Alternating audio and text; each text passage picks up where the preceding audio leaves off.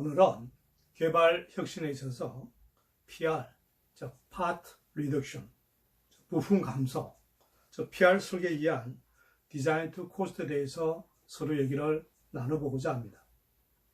우리가 보통 설계를 할 때는 여러 가지 방식으로 설계를 할 수 있습니다만, 오늘 소개하는 이 디자인 투 코스트 DTC는 우리가 설계를 하는 것이 설계자만 하는 것이 아니라 우리 회사 전체가 이러한 디자인 투 코스트를 위해서 어떻게 해야 될 것인가 하는 이런 걸 고민을 해 보셔야 되고, 또 이러한 거 우리 회사뿐만 아니라 우리가 관련되어 있는 이런 부품 업체들과도 연동을 해서 전체가 한꺼번에 이러한 디자인을 하기 위해서 어떻게 해야 될 것인가를 고민하면서 디자인하는 이러한 것이 디자인 투 코스트라고 할 수가 있겠습니다. 먼저 디자인 투 코스트 개념을 보시면 구상 설계 단계에서부터 코스트를 충분히 인식하고 기능과 코스트를 만족시키는 설계 사양을 전원이 결정하는 장치를 만들어내는 것이다 하는 이런 개념입니다. 즉 말해서 우리가 디자인을 할 때는 설계자뿐만 아니라 품질, 제조, 구매, 자재, 업체, 관계사 이런 것을 다 감안한 이러한 설계를 해야 된다는 거죠. DTC 활동의 목표를 보시면 첫 번째는 이익계획서에서 목표 원가를 구하고 조기 대책을 실시한다. 즉 뭐라고 그러면 제품을 개발을 할 때 우리가 도대체 이익을 얼마나 남길 것인가 하는 이런 거를 잘 계획을 해가지고 이렇게 한다면 우리가 목표 원가를 얼마를 설정해야 될 것인가 하는 이런 거를 구한 다음에 이게 따라가지고 어떻게 우리가 일을 해 나가야 될 것인가 하는 이런 식으로 대책을 꾸려 나가야 된다는 거죠. 두 번째는 목표 원가를 담당자 전원이 이해하고 달성을 향해서 일치 단계한다. 즉 목표 원가라는 것은 어떤 그 설계자만 목표 원가 있는 것이 아니라 그것이 각 관련된 부서 또는 관련된 업체 그러니까 다 한꺼번에 이렇게 하면은 우리가 전사적으로 해서 목표 원가를 달성할 수 있겠다.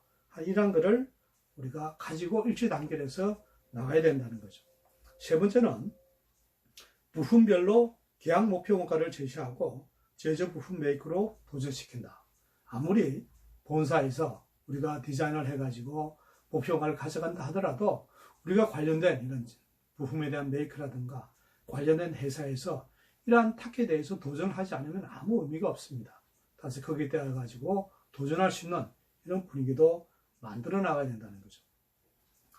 디자인 투 코스트의 업무 프로세스를 볼 것 같으면 첫 번째는 목표 원가의 설정, 원가 계획 변동표를 작성하는 겁니다.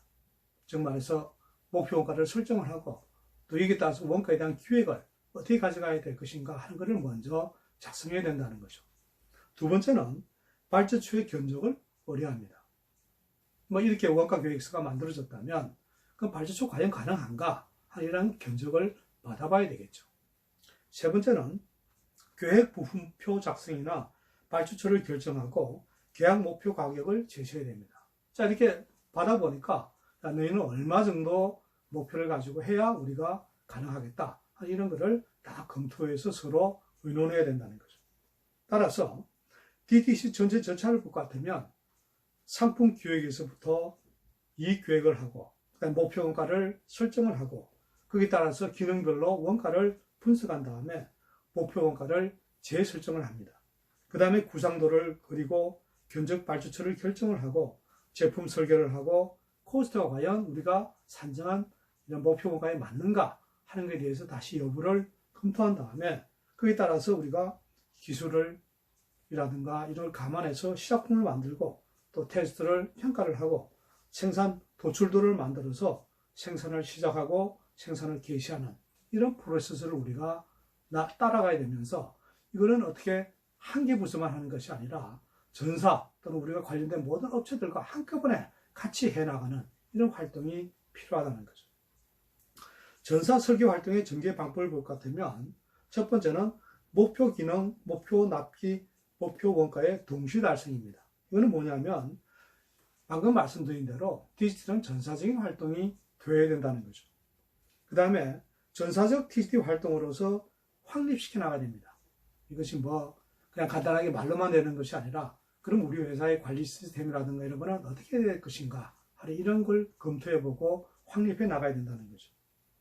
그 다음에는 기능의 설정, 부위 기법을 활용해서 고객의 필요 기능을 생각한다. 즉 부가가치가 있는 기능이 뭔가를 부위라는 기법을 통해서 면밀하게 분석, 검토해야 된다는 거죠.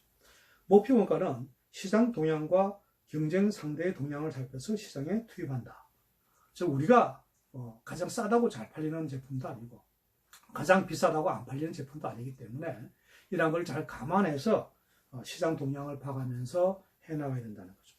두 번째는 상품 및 부품 원가 기획 변동표를 작성하는 겁니다. 이거는 목표 원가 설정에 의해 가지고 상품 원가 기획 변동표를 작성을 하고 구성 부품 전개를 행하면서 계획 부품도에서 부품 단위로 원가 추이를 파악해야 하는 그런 내용이 되겠습니다. 세 번째는 계획 부품표를 작성하는 겁니다.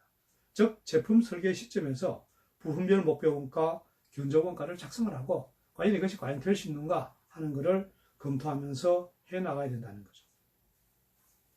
이와 같이 제품의 생애 수명은 해마다 짧아지고 있으며 1년도 안 되는 제품도 많이 볼 수 있다. 이 때문에 개발 기간의 대폭 단축과 코스트 저감의 요구가 해마다 더 엄격해져 제품 설계자에게 상당한 부담을 주게 되었다. 따라서 제품 설계자는 기능, 성능, 품질, 외관 등을 만족시키는 설계를 하는 것은 물론 코스트를 고려한 설계를 하지 않으면 안 된다. 그러나 말은 쉽지만 행동하기란 어렵기 때문에 실행하기가 어렵다. 그 이유는 전사적인 체제 활동을 할 수 없기 때문이다. 즉 설계자가 아무리 고군분투한다 해도 한계가 있으며 생산기술, 자재, 구매, 제조, 품질관리, 부분 등 다방면에서의 지원이 필요한 것이다. 따라서 이러한 전사적인 활동이 디자인 투 코스트로 보면 된다. 어떻습니까? 여러분들은 오늘 디자인 투 코스트에 대한 개념에 대해서 간단히 설명을 해봤습니다. 우리가 컨설팅을 할 때 과연 이 회사는 어떤 내용이 적합한가, 또 이 회사를 지도하는 데 있어서는 어떤 기법이 적당한가 하는 것을 가장 파악하고 그에 대해서 적용을 해야 되는 것이 우리 컨설팅의 목표가 되겠습니다. 그렇다면 이러한 디자인 투 코스트는 이 회사에서는 디자인을 어떻게 하는 것인가 하는 걸 다시 한번 보고 그에 대한 설계 부분에서 어떻게 하는 것이 가장 좋겠는가 하는 걸 검토할 때는 반드시 디자인 투 코스트 개념을 가지고서 전체 회사를 바라보고 또 거기에 대해서 얼마나 이 회사가 실행하고 있는가를 검토해 보면서 거기에 따라서 지도한다면 아주 효과적인 지도가 될 것이라고 봅니다.